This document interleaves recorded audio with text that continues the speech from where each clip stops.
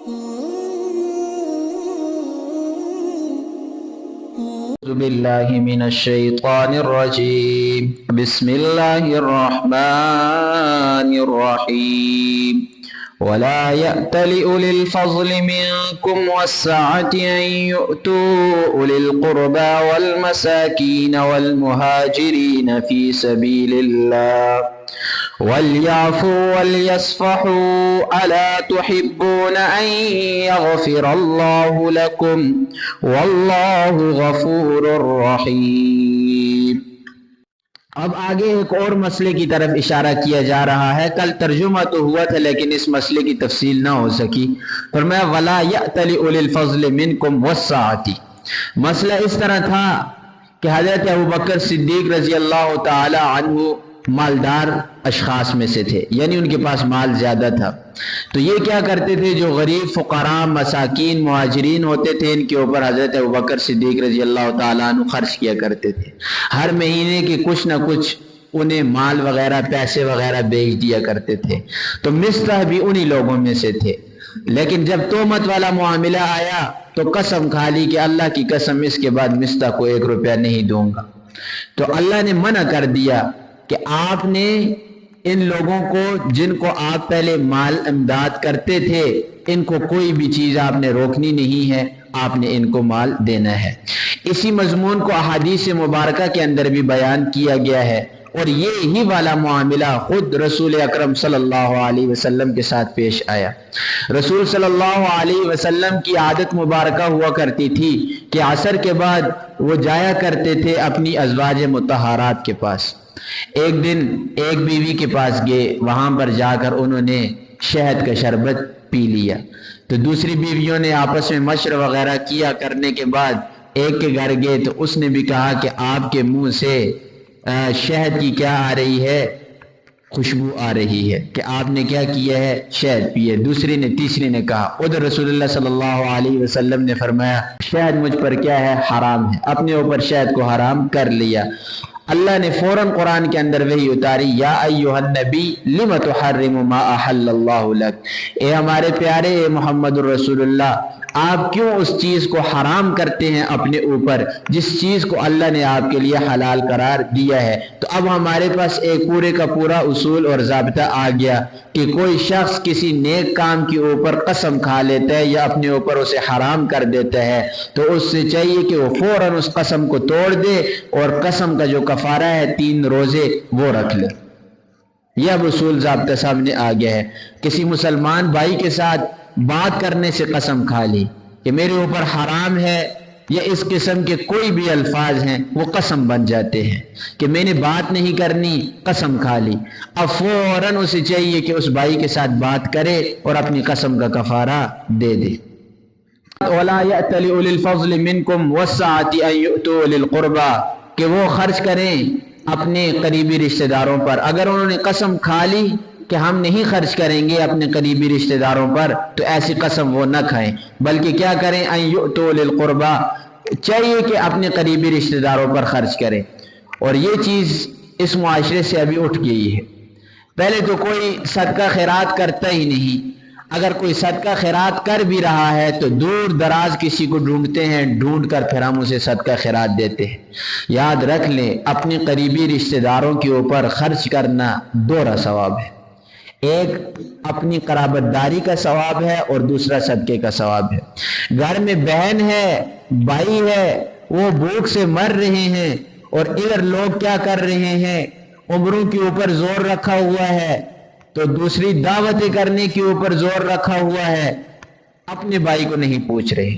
جب بھائی آپ کے ساتھ جڑا ہوا مکان کے اندر بھوک سے مر رہا ہے تو آپ کے اللہ کس صدقے کو قبول کریں گے یا کس اور نفل کام کو قبول کریں گے جب تک کہ آپ کا بھائی خوشحال نہیں. تو سب سے پہلا جو حق ہے وہ کس کا ہے، قریبی رشتہ داروں کا. پھر قرابت داری دیکھی جائے گی، کون سب سے زیادہ نزدیک ہے، بھائی ہے، چچا کے بیٹے ہیں، خالہ کے بیٹے ہیں، اس طرح دیکھتے جائیں. پھر اسی طرح کریں۔ فرمایا والمساکین، اور دیکھیں قریبی رشتہ داروں کے بعد اللہ بھی جو ذکر کرتے ہیں تو دوسرے نمبر پر مساکین کو ذکر کرتے ہیں، پہلے نمبر پر اللہ نے بھی مساکین کو ذکر نہیں کیا۔ اللہ نے بھی فرمایا کہ پہلا جو حق ہے وہ کس کا ہے؟ آپ کے قریبی رشتہ داروں کا ہے۔ والمہاجرین فی سبیل اللہ، اور وہ لوگ جنہوں نے ہجرت کی اللہ کے راستے کے اندر۔ والیعفوا والیصفحوا، یہ مومن کا کام ہے، چاہیے کہ کیا کریں؟ اعراض کریں، یعنی چھوڑ دیں، جو کچھ وہ کرتے ہیں ان سے پوچھ گچھ نہ کریں۔ آپ کے ساتھ یہ لوگ انہوں نے جو کچھ کیا، مستح نے جو کوئی باتیں کی ہیں حضرت عائشہ کے بارے میں، وہ اللہ کا معاملہ ہے اور مستح کا معاملہ ہے، آپ نے اے ابو بکر اپنے ہاتھ کو کیوں کھینچا ہے؟ تو یہ ہے الحب للہ والبغض للہ، یعنی کسی سے محبت کرتے ہیں تب بھی اللہ کی رضا کے لیے کریں، کسی سے نفرت کرتے ہیں تب بھی اللہ کی رضا کے لیے کریں، اپنے ذاتی مسائل درمیان کے اندر نہ لائیں۔ اگر آپ اللہ کی رضا کے لیے، اللہ کی محبت کے لیے کسی کے اوپر خرچ کرتے ہیں، یہ آپ کو فائدہ دے گا۔ ہاں، آپ کسی کو صدقہ خیرات کریں کہ یہ میرے کاموں کے اندر آئے گا، میرے کام کرے گا، یا میری ہاں کے اندر ہاں ملائے گا، تو یاد رکھ لیں یہ صدقہ نہ آپ کو دنیا کے اندر کوئی فائدہ دے گا نہ آخرت کے اندر فائدہ دے گا۔ صدقے کے کئی فضائل ہیں، وہ دنیا کے اندر بھی ہے کہ یعنی دنیا کے اندر بھی اللہ راحت اور سکون والی زندگی انسان کو عطا کرتے ہیں، اور آخرت کے اندر بھی۔ لیکن ایسا صدقہ کیا کہ اپنے ذاتی مفادات اس کے اندر رکھے تو دنیا بھی گئی اور آخرت بھی، خسرت دنیا والآخرہ۔ فرمایا الا تحبون ان یغفر اللہ لکم، کیا اے مومنو تم پسند نہیں کرتے کہ اللہ تمہیں معاف کر دے، اللہ تمہیں بخش دے؟ یہ تو بخشش والے کام ہے نا، صدقات خیرات وغیرہ، تو کیا تم پسند نہیں کرتے کہ اللہ تمہیں بخشے؟ تو ابو بکر رضی اللہ تعالیٰ عنہ نے فوراً جواب کے اندر فرمایا تھا کہ اللہ کی قسم میں کیوں پسند نہیں کرتا کہ اللہ مجھے معاف نہ کرے، میں تو پسند کرتا ہوں اللہ مجھے معاف کرے۔ واللہ غفور الرحیم، اور اللہ تو بخشنے والا اور رحم کرنے والا ہے۔ اب یہ آیات کریمہ بھی پھر حضرت عائشہ رضی اللہ تعالیٰ عنہ کی طرف، ان کی برات کی طرف جا رہی ہیں۔ ان الذین، بے شک وہ لوگ، یرمون، جو تہمت لگاتے ہیں، المحصناتی، پاک دامن عورتوں کے اوپر، الغافلاتی، جو بالکل جنہیں کسی بارے کے اندر کوئی خبر نہیں، یعنی اپنے بارے میں وہ خبر نہیں رکھتی کہ کیا بات ہوئی ہے۔ جیسے حضرت بریرہ نے فرمایا تھا کہ اے اللہ کے رسول، اس کا ایک ہی عیب میں جانتی ہوں حضرت عائشہ کا، کہ وہ آٹا گوندتی ہیں، آٹا گوند کے چھوڑ دیتی ہیں، اسے ڈھکتی نہیں ہے اوپر سے، بکری آ کر آٹے کو کھا جاتی ہے۔ اس کے علاوہ عائشہ کا کوئی عیب مجھے معلوم نہیں، اور عائشہ کو اس مسئلے کے اندر کسی بارے میں کوئی بھی پتہ نہیں۔ تو فرمایا ان الذین یرمون المحصنات، جو لوگ تہمت لگاتے ہیں پاک دامن عورتوں کے اوپر، الغافلاتی، جو بے خبر ہیں، جنہیں کسی مسئلے کے اندر کوئی خبر بھی نہیں۔ تو فرمایا المؤمناتی، ہاں وہ مومن بھی ہیں، مومن بھی ہیں، پاک دامن بھی ہیں، اور بے خبر بھی ہیں، بولی بالی ہیں۔ تو فرمایا ایسے لوگوں کے لیے کیا ہے؟ لعنوا فی الدنیا والآخرہ، یہ لعنتی لوگ ہیں، ان کے اوپر لعنت ہے اللہ کی، فی الدنیا، دنیا کے اندر بھی، والآخرہ، اور آخرت کے اندر بھی۔ اور یہ صرف حضرت عائشہ کے ساتھ خاص نہیں، کسی بھی، چاہے کوئی مرد ہے یا کوئی عورت ہے، وہ پاک دامن ہے، آپ اس کے اوپر تہمت لگا رہی ہیں تو کیا ہوگا؟ اللہ کی لعنت برسے گی۔ ہمارے ہاں تو معمولی سی بات سمجھی جاتی ہے نا، کسی کی کوئی بھی بات اٹھائی، اس کے اندر اگرچہ ہے یا نہیں، اسے اپنا موضوع سخن بنا لیا، اس کے اوپر گھنٹوں باتیں کی، تو کیا اپنی تھوڑے سے وقت کی لذت کے لیے اس کی عزت اچھال دیتے ہیں، تو وبال کیا ہوتا ہے کہ اللہ کی لعنت آتی ہے۔ لعنت کے معنی کیا ہے؟ اللہ کی رحمت سے دوری، اللہ کی رحمت نہیں آتی بلکہ اللہ کی لعنت آتی ہے۔ تو لعنت کا معنی یہ ہے کہ رحمت کیا ہوتی ہے؟ اس سے دور دور بھاگتی ہے۔ تو جس شخص سے اللہ کی رحمت دنیا کے اندر یا آخرت کے اندر اٹھ گئی، وہ شخص دنیا کے اندر بھی برباد ہے اور آخرت کے اندر بھی برباد ہے۔ خود محمد رسول اللہ صلی اللہ علیہ وسلم فرماتے ہیں کہ اگر اللہ کی رحمت مجھ پر نہ ہو تو میں جنت کے اندر داخل نہیں ہو سکتا۔ جب وہ بھی رحمت کے محتاج ہیں تو ہماری کیا حالت ہے؟ تو فرمایا اللہ کی لعنت ہے ایسے لوگوں کے اوپر جو پاک دامن عورتوں کے اوپر کیا کرتے ہیں؟ تہمت لگاتے ہیں۔ عورتیں خاص نہیں، اگر مردوں کے اوپر بھی پاک دامن مردوں کے اوپر بھی کوئی تہمت لگا رہا ہے اس کے اوپر بھی اللہ کی لعنت برسے گی۔ وَلَهُمْ عَذَابٌ عظیم، اور ان کے لیے بہت بڑا عذاب ہوگا، اللہ انہیں قیامت والے دن سخت قسم کی سزا دے گا۔ اب پیچھے کہا تھا نا کہ 4 گواہ لے کر آؤ، ایک 4 گواہ لاؤ گے اور ایک 5ویں آپ کی اپنی شہادت ہوگی، لیکن منافقوں کے پاس کیا تھے؟ گواہ نہیں تھے، تو وہ گواہ اللہ قیامت والے دن 5 پورے کریں گے جو ان کے خلاف گواہی دیں گے۔ اماں کے اوپر جو انہوں نے تہمت لگائی اپنی ماں کے اوپر، اللہ اس کا بدلہ ان سے قیامت والے دن لیں گے، لیکن لینے کا طریقہ ذری دیکھیں۔ یوم تشہد، جس دن گواہی دیں گے، علیہم، ان لوگوں کے خلاف، السنتہم، ان کی زبانیں، وایدیہم، اور ان کے ہاتھ، وارجلہم، اور ان کے پاؤں۔ ایک زبان ہوگی جو انسان دنیا کے اندر بھی زبان سے گواہی دیتا ہے، قیامت والے دن بھی یہ زبان سے گواہی دیں گے، لیکن زبان ان کی مرضی کے مطابق نہیں بولے گی۔ آج دنیا کے اندر تو جو سوچتے ہیں وہی زبان بولتی ہے، قیامت والے دن زبان کے اوپر کیا لگے گی؟ مہر لگے گی۔ الیوم نختم علی افواہہم، اللہ مہر لگا دیں گے منہوں کے اوپر۔ مہر سے کیا مراد؟ زبان کے اوپر مہر یہ ہوگی کہ اپنی مرضی سے نہیں بول سکے گی، حقیقت بات بولے گی۔ ایک اپنی جگہ پر ان کی گواہی کون دے گی؟ زبان دے گی ادھر۔ وَأَيْدِيهِمْ، ان کے دونوں ہاتھ بولیں گے، دونوں ہاتھ ان کے گواہی دیں گے۔ وَأَرْجُلُهُمْ، اور ان کے پاؤں گواہی دیں گے، دونوں پاؤں گواہی دیں گے، 2 ہاتھ 2 پاؤں 4۔ ادھر جو 4 گواہ دنیا کے اندر تھے یہ ادھر بھی 4 گواہ ہوگے، اور 5ویں جو لعنت کرنے والی پیچھے ہم نے آیت پڑھی تھی خود جو یہ کہے گا، تو یہ 5 گواہ کیا ہوگے؟ قیامت والے دن آئیں گے، لیکن کیا؟ ان کے خلاف گواہی دیں گے۔ اللہ گواہی کو قیامت والے دن پورا کریں گے۔ بما کانوا یعملون، جو کچھ یہ کرتے رہے، قیامت والے دن ان سے خوب پوچھا جائے گا۔ قیامت کا جو اصول ہے یہ ذہن میں رکھ لیں، قیامت والے دن اللہ کی عدالت لگے گی، اس کا اگر کوئی منکر ہے تو وہ کافر ہے۔ عدالت اللہ کی ضرور لگے گی، ہر شخص اللہ کی عدالت میں آئے گا، اور آنے کے بعد کوئی اپنی مرضی سے ایک بات بھی نہیں کر سکے گا۔ اللہ واضح قرآن کے اندر ارشاد فرماتے ہیں لا یتکلمون الا من اذن له الرحمن، کوئی بات نہیں کرے گا مگر جسے اللہ اجازت دیں گے وہ بات کرے گا۔ تو جھوٹ بولنا تو ادھر بالکل ناممکن ہے، کوئی جھوٹ بول نہیں سکے گا۔ پھر کیا ہوگا؟ سورہ یاسین کے اندر اللہ فرماتے ہیں الیوم نختم علی افواہہم وتکلمنا ایدیہم وتشہد ارجلہم بما کانوا یکسبون۔ اللہ منہ کے اوپر مہر لگا دے گا، ہاتھ بولنے لگ جائیں گے، پاؤں بولنے لگ جائیں گے، اور یہ گواہی دیں گے جو کچھ انسان دنیا کے اندر کرتا رہا ہے۔ کوئی چیز کسی قسم کی کسی کی چھپے گی نہیں، ہر ایک کا نامہ اعمال سامنے آئے گا اور اس کے اندر ہر چیز موجود ہوگی، نامہ اعمال بھی ہوگا اور اس کے علاوہ جسم کے اعضاء بھی بولیں گے۔ اور دوسری جگہ پر 24ویں سپارے میں اللہ فرماتے ہیں کہ چمڑیاں بولیں گی۔ انسان سوچ سکتا ہے کہ انسان کی چمڑی بولے گی کہ اس نے فلاں وقت کے اندر فلاں جگہ میں فلاں گناہ کیا ہے۔ آج جسم کے لیے سارا کچھ، ہم اپنے نفس اور جسم کے لیے سارا کچھ کر رہے ہیں، کل یہ جسم ہی ہمارے خلاف گواہی دے گا، کہے گا کہ اس نے فلاں فلاں گناہ کیا ہے، تو ادھر جھوٹ بولنے کی کوئی صورت نہیں ہوگی۔ تو یہ چیزیں اللہ یہاں پر بیان کرنے کا اللہ کا مقصد یہ ہے کہ یہ لوگ معاشرے کو گندہ نہ کریں۔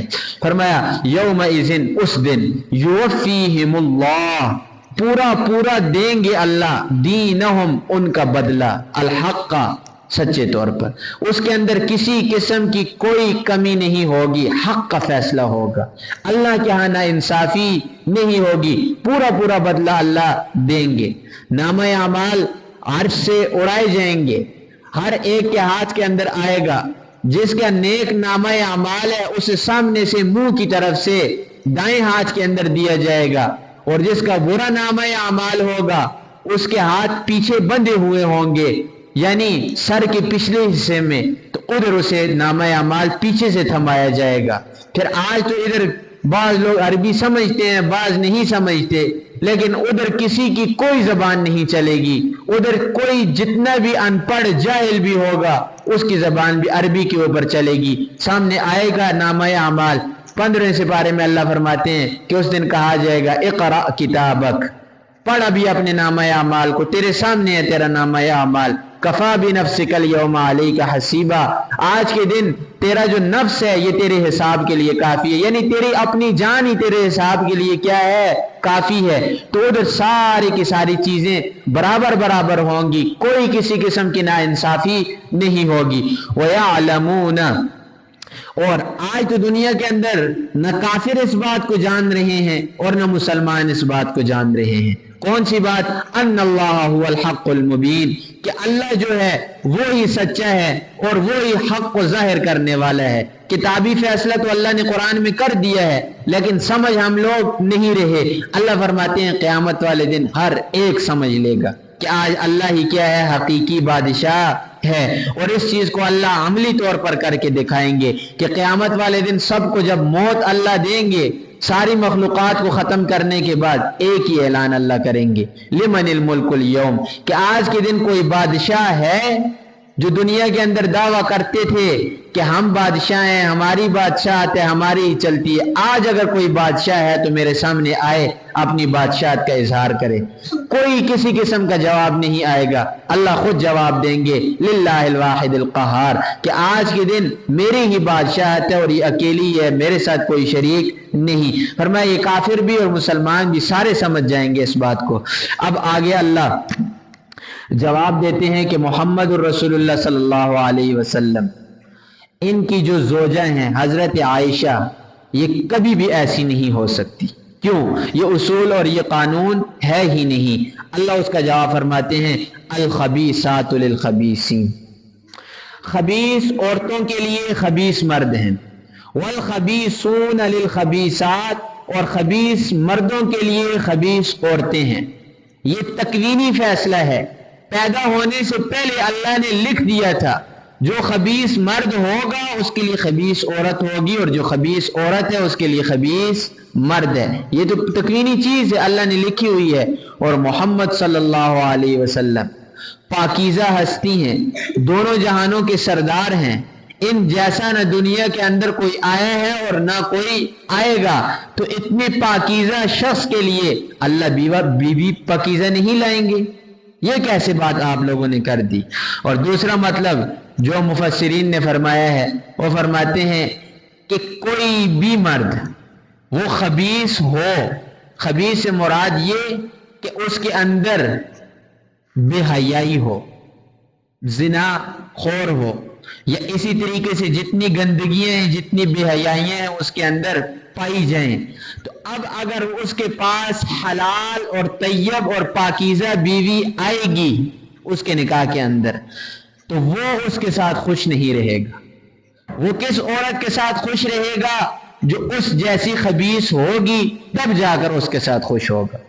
اور یہی حال عورتوں کا ہے، اگر کوئی عورت خبیث ہے، بری ہے، وہ کبھی بھی پاکیزہ مرد کے ساتھ خوش نہیں رہ سکتی، اس کے ساتھ خوش رہے گی جو خبیث ہی ہوگا۔ یہ تکوینی چیز ہے اور یہ مشاہدے کے اندر بھی آ کر رہ چکی ہے۔ اور فرمایا والطیبات، اور جو پاکیزہ عورتیں ہیں، للطیبین، وہ پاکیزہ مردوں کے لیے ہیں۔ وہ جو کہتے ہیں نا جوڑے آسمانوں سے بنتے ہیں، بالکل درست بات ہے کہ اللہ دیکھتے ہیں، دیکھنے کے بعد انسان کے لیے فیصلہ کرتے ہیں۔ جیسی زندگی گزاری ہوگی ایسی ہی آگے زندگی آئے گی، یعنی شادی سے پہلے جیسی زندگی گزرے گی انسان کی، وہی زندگی اس کی شادی کے بغیر بعد بھی گزرے گی۔ یہ تو پکی بات ہے، قرآن آپ کے پاس سامنے ثبوت ہے۔ حضرت علی رضی اللہ تعالی عنہ فرماتے ہیں، اثر ہے ان کی یعنی حدیث ہے، وہ فرماتے ہیں زنا ایک قرض ہے۔ آج اگر آپ کسی کی بیٹی کے ساتھ زنا کریں گے کل آپ کی بیٹی کے ساتھ زنا ہوگا، کسی کی ماں کے ساتھ زنا کریں گے، آپ کی ماں کے ساتھ زنا ہوگا، آپ کسی کی بہن کے ساتھ زنا کریں گے، آپ کی بہن کے ساتھ ہوگا۔ فرمایا یہ قرض ہے، یہ دنیا کے اندر ہی ختم ہونے والا ہے۔ فرمایا وَالطَّيِّبَاتُ لِلطَّيِّبِينَ وَالطَّيِّبُونَ لِلطَّيِّبَاتِ، یہ جو انسان کے اندر طبیعت اللہ نے رکھی ہے نا، اس طبیعت کا انسان کی زندگی کے اوپر بہت زیادہ اثر ہوتا ہے۔ جب انسان کی طبیعت گندی ہو جائے پھر آگے معاملات بھی اس کے کیا ہوتے ہیں؟ گندے ہوتے ہیں۔ انسان کو چاہیے کہ اپنی طبیعت کو بالکل صاف ستھرا رکھے۔ جب طبیعت انسان کی صاف ستھری ہوگی آگے معاملات بھی انسان کے صاف ستھرے ہوں گے۔ فرمایا وَالطَّيِّبَاتُ لِلطَّيِّبِينَ وَالطَّيِّبُونَ لِلطَّيِّبَاتِ أُولَٰئِكَ مُبَرَّؤُونَ۔ اب اللہ خود فرماتے ہیں کہ یہ لوگ ہیں مبرؤون مما یقولون، جو بری ہیں، یعنی ان کا اس کے اندر کوئی کسی قسم کا لین دین نہیں، مما یقولون، جو کچھ باتیں یہ لوگ منافقین گڑتے ہیں، جو کوئی باتیں یہ منافقین کرتے ہیں۔ حضرت عائشہ رضی اللہ تعالی عنہا فرماتی ہیں خود کہ میں بہت خوش ہوتی ہوں اس آیت کو پڑھ کر کہ اللہ نے خود میری برات کا اعلان قرآن کے اندر کر دیا۔ فرماتی ہیں حضرت یوسف علیہ السلام کی برات کا اعلان ہوا تو من شہید شاہدن، کوئی ایک بچہ تھا یا کوئی بھی تھا، یعنی مخلوق میں سے تھا، اللہ نے خود نہیں کیا، ایک بچے نے گواہی دی۔ پھر حضرت مریم علیہ السلام کے اوپر تہمت لگی زنا کی، تو گواہی دینے والا کون ہے؟ ان کا بیٹا ہے، قال انی عبداللہ، حضرت عیسیٰ، ان بچے نے گود کے اندر گواہی دی۔ لیکن فرماتی ہیں جب میری باری آئی تو عرش سے اللہ نے خود گواہی دے دی۔ اللہ نے خود فرمایا اولئک مبرؤون، کہ میری جو عائشہ ہے یہ ان کاموں سے اور ان باتوں سے کیا ہے؟ پاک ہے۔ لہم مغفرۃ، اس کے لیے کیا ہے؟ بخشش ہے۔ حضرت عائشہ کے لیے اور جتنی بھی مومنات ہیں، محسنات ہیں، غافلات ہیں، ان کے لیے اللہ کی طرف سے کیا ہے؟ بخشش ہے۔ اور جتنے مومن مرد ہیں، پاکیزہ ہیں، ان کے لیے کیا ہے؟ اللہ کی طرف سے مغفرت کا وعدہ ہے۔ ورزق کریم، اور ان کے لیے عزت والی روزی ہے۔ عزت والی روزی اللہ کسی کسی کو نصیب کرتے ہیں۔ آپ کے پاس روزی ہو، لاکھوں کروڑوں کیا اربوں روپے ہوں، لیکن آپ کو عزت نہیں، آپ کی عزت معاشرے کے اندر نہیں، تو اس روزی کے اوپر وہ روزی آپ کو کیا فائدہ دے گی؟ انسان کماتا ہے، کھاتا ہے، زندگی گزارتا ہے، کس لیے؟ کہ عزت ہو۔ کس لیے انسان روزی کماتا ہے؟ عزت کے لیے کماتا ہے۔ جب عزت ہی نہ ہو تو اس روزی کا کیا فائدہ؟ کہ ہر جگہ معاشرے کے اندر آپ کو گالیاں دی جا رہی ہیں، آپ کی کوئی کسی قسم کی معاشرے کے اندر وقت عزت نہیں، پیسوں سے آپ کیا کریں گے؟ وہ پیسے تو انسان کو کوئی بھی عزت نہیں دیتے۔ اصل جو مقصد ہے وہ عزت ہے، تو ہر وقت اللہ سے عزت مانگنی چاہیے کہ اے اللہ تو اپنے خزانے سے عزت دے۔ اور دوسرا، ہمارے معاشرے کے اندر جو دستور بن چکا ہے یہ بہت غلط ہے کہ ہم لوگ عزت لوگوں سے طلب کرتے ہیں۔ یاد رکھ لیں، لوگ کبھی بھی آپ کو عزت نہیں دے سکتے۔ عزت دینے والی وہ ایک ہی ذات ہے جو اوپر بیٹھی ہوئی ہے، اس کے علاوہ کوئی عزت دینے والا نہیں۔ اگر معاشرہ ہے آپ کو برا بھلا کہتا ہے، آپ کی کوئی کسی قسم کی عزت نہیں کرتا، لیکن اگر اللہ کے ہاں، اللہ کے پاس آپ کی عزت لکھی ہوئی ہے تو یہ آپ کی عزت کبھی نہیں بگاڑ سکتے۔ محمد رسول اللہ صلی اللہ علیہ وسلم ہر وقت دعا مانگا کرتے تھے کہ اے اللہ اگر روزی دے تو عزت والی روزی دے۔ اور پھر مشہور دعا حدیث کے اندر جو آئی ہے کہ اے اللہ تو مجھے مسکینوں کے ساتھ زندہ رکھ، اور اے اللہ جب مجھے تو موت دے مسکینوں کے اندر موت دے، اور اے اللہ جب تو میرا حشر کرے قیامت والے دن میرا حشر مسکینوں کے زمرے کے اندر کرنا۔ مسکین ہونا، غریب ہونا یہ عیب کی بات نہیں، لیکن مالدار ہونا، بے حیا ہونا، بے عزت ہونا یہ کیا ہے؟ عیب کی بات ہے۔ ہر وقت اللہ سے عزت والی روزی مانگنی چاہیے کہ اے اللہ روزی دے تو عزت والی دے۔